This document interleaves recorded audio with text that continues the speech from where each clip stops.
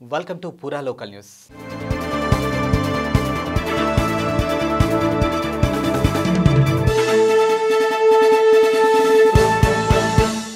బగబగలాడే అగ్నిగుండం లాంటి సూర్యుని పరిశోధించేందుకు భారత అంతరిక్ష పరిశోధన సంస్థ ఇస్రో ఆదిత్య L1 వ్యోమనౌకను పంపించిన విషయం తెలిసిందే. ఈ ప్రయోగంలో నేడు కీలక పరిణామం చోటు చేసుకుంది.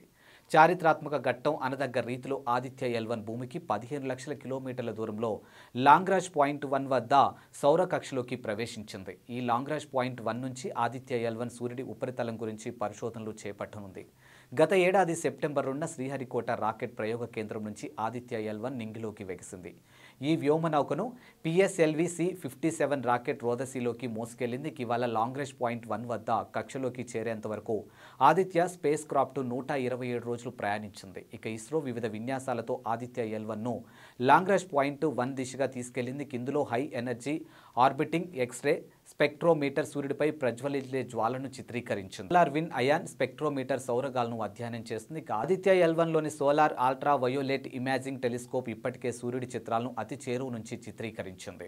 పూరా లోకల్ మీకోసం మా ఛానల్ మీ జిల్లాకు, మీ మండలానికి, మీ గ్రామానికి, మీ ప్రాంతానికి, మీ వీధికి, మీ ఇంటికి, మీ వద్దకి, ఎక్కడికైనా ఎప్పుడైనా మా పూరా లోకల్ ఛానల్ వస్తుంది.